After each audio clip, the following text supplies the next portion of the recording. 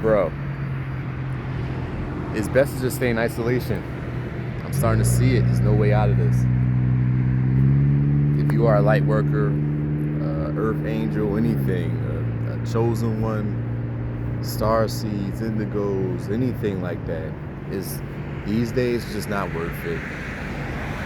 Just like keep to yourself, protect your energy, because a lot of people getting transformed by these Decepticons and demons out here. I know everybody uses that term, a Decepticon, but that's kind of what it's like. It's like you think you know somebody, when they see that anointance on you, look at that. That's the devil right there, them locusts. But they see that anointing on you, they really gonna hate you for that. Because they can see that something ain't adding up. Why is he always leveling up, and why ain't that happening to me?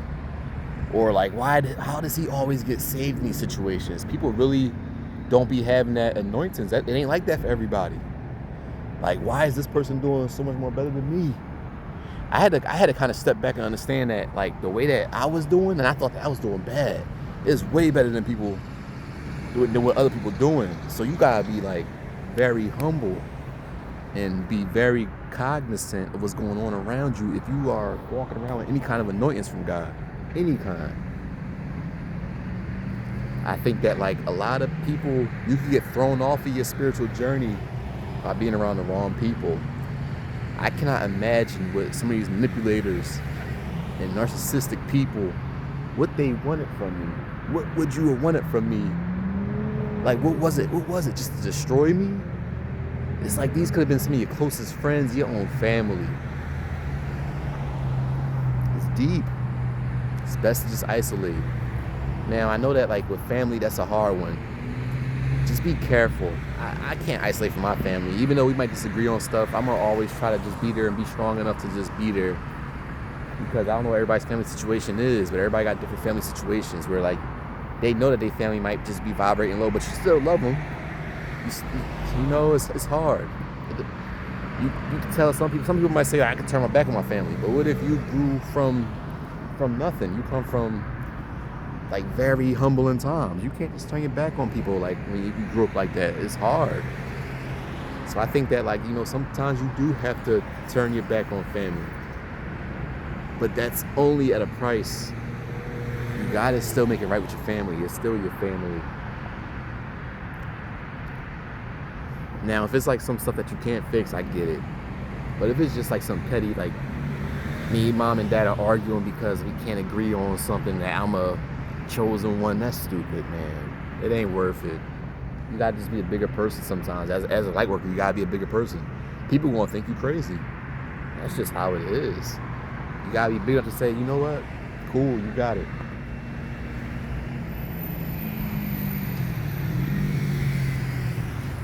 That's a big part of, like, my journey. A lot of people said all kinds of stuff about me that was not true, and I did not let it defeat me. People would ask me, like, bro, like, how you let that ride? I'm just like, because I already know, like, I already know where I'm headed. I know what God got planned for me. I know that if I react to this, I'm gonna mess it all up. And it's been many times like that where I'm like, but you just know, like, it's not worth it, because you look at, you use your discernment. And it's like God line it up and show you, like, this ain't it. Mess it up if you want to. That's on you. And I'm happy because it's like now I'm 32. I'm getting up there, and I'm catching it right now. I'm seeing, like, what God set up for me. I'm just like, man, this is something special right here. This is something special. And I know that God got a plan for everybody. So, like, no matter what, if you're a chosen one, a light worker, or if you're just a regular person off the street, just coming across this video, you might not understand it. I'm just trying to tell you, God got a plan for you, and you gotta believe that. Because it's like, we ain't just here for no reason. We ain't just popping up. It's a spiritual battle going on. Everything is happening for a reason. Everything is calculated. We ain't just made perfectly to heal and, you know, to feel emotions. We ain't all that we thought we were cracked out to be. There's a lot more to the story of the human race.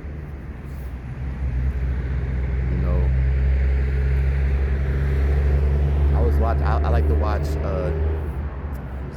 Joe Rogan. I like seeing people he bring on that talk about like different biblical and texts from different religions, all talking about that there is a afterlife, or there is a creator. We were made, we were made by an angelic being, a God. And it's like, I don't understand how people could just like shy away from that and live so, I guess, selfishly. I don't know.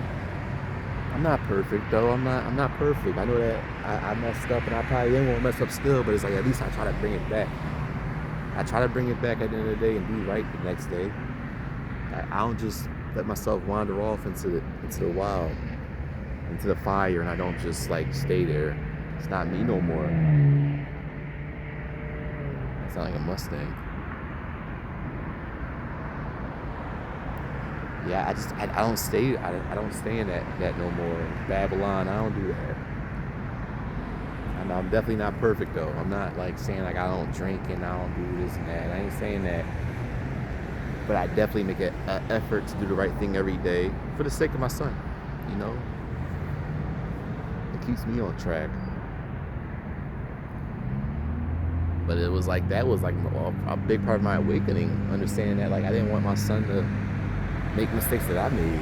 And I knew I had to be a better person. That was the journey. That was the start of me like starting to pray, me trying to talk to God and saying like, God, please, like let him have a better life than I had. Let him have a great life, or give him the strength to make it far, so he can go farther than I went.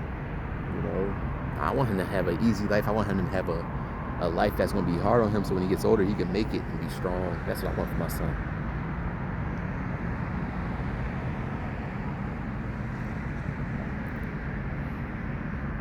Yeah, I don't even like talking about this stuff because I think about, I believe it was Abraham from the Bible, where God was testing him and he was going to make him sacrifice his son. It's sad. I think God stopped him though from doing it. He was going to go through it and God stopped him.